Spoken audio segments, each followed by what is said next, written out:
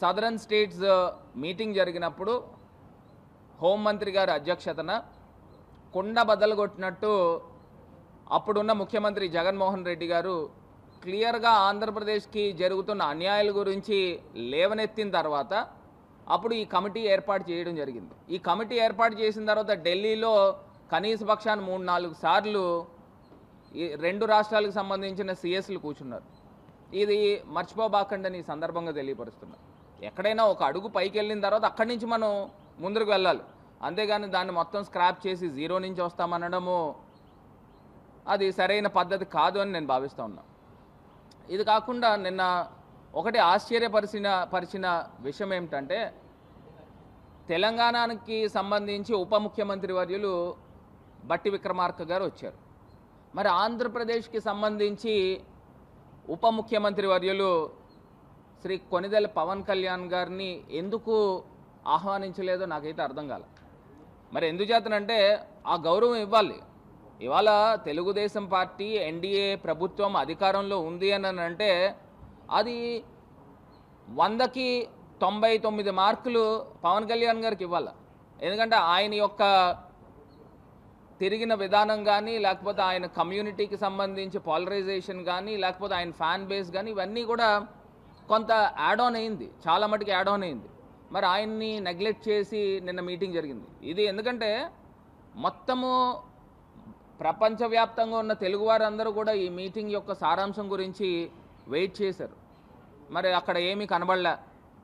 మరి కనీసము కొంత ఫేస్ వాల్యూ ఉన్న పవన్ కళ్యాణ్ గారిని కూడా తీసుకుని వెళ్తే దానికి ఇంకా యాడ్ ఆన్ వాల్యూ వచ్చి ఉండేదనేది నా తాలూకా అభిప్రాయం.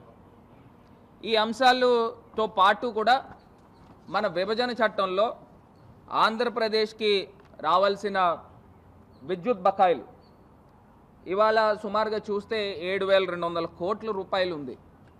మరి దాని గురించి మరి ఏం ప్రస్తావన చేశారో మరి అర్థం కాలేదు.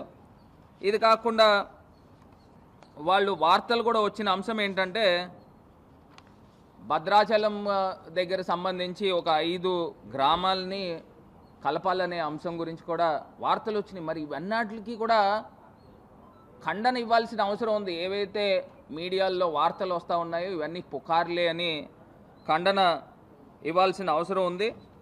ఇది కాకుండా మరి విభజనకు సంబంధించి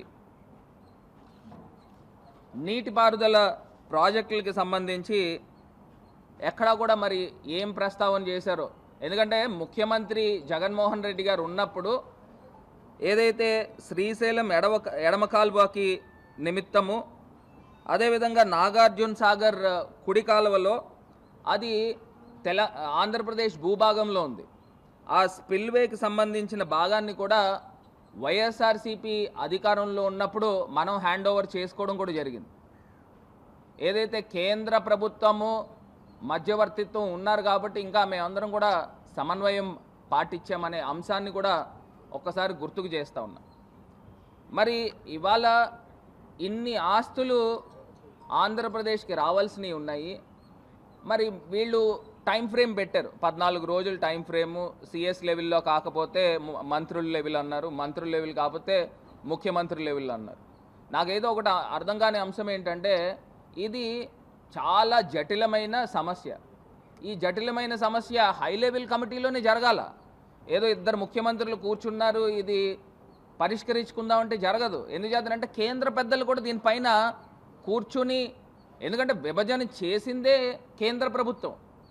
మరి ఆల్రెడీ ఒక కమిటీ ఉన్నప్పుడు మళ్ళీ కొత్త కమిటీ వేయడం ఏంటనేది ఆశ్చర్యం అనిపిస్తూ ఉంది. అంటే ఇది కాలయాపన చేయడానికా? ఆల్రెడీ కేంద్ర ప్రభుత్వం ఉంటేనే కదా ఇవన్నీ కూడా విభజనకు సంబంధించి. ఎందుకంటే ఏ రాష్ట్రానికి సంబంధించి ఆ రాష్ట్రంలో ప్రెషర్స్ ఉంటాయి, నేను కాదని చెప్పను. ఎందుకంటే తెలంగాణ ప్రజలు అనుకోవచ్చు ఏమన్నా ఆంధ్రాకి ఇస్తూ ఉంటే ఈయన ఆంధ్రాకి దోషి పెడుతున్నాడు, అదేవిధంగా ఆంధ్రప్రదేశ్ ప్రజలు కూడా అది అనుకుంటారు. మరి అలాంటిది మధ్యవర్తిత్వం కింద ఉన్న కేంద్ర ప్రభుత్వము ఆ షీలా బేడి కమిటీని ఎందుకు విస్మరించారనే అంశాన్ని ఇవాళ లేవనెత్తుతూ ఉన్నాం. ఇది ప్రధానమైన అంశము. సో ఖచ్చితంగా నేను గతంలో కూడా పార్లమెంటు వేదికగా నేను మాట్లాడాను. ఎందుచేతనంటే ఏపీ రీఆర్గనైజేషన్ యాక్ట్ 2014కి సంబంధించి కేవలము 10 సంవత్సరాల మటుకే దీని యొక్క పీరియడ్ ఉండడం జరుగుతుంది. మరి 10 సంవత్సరాల తర్వాత అది ఎక్స్పైర్ అయిపోతుంది. అంటే విభజనకు సంబంధించి ఆస్తుల గురించి చెయ్యొచ్చు, అయినప్పటికీ కూడా దీన్ని ఇంకొక 10 సంవత్సరాల పాటు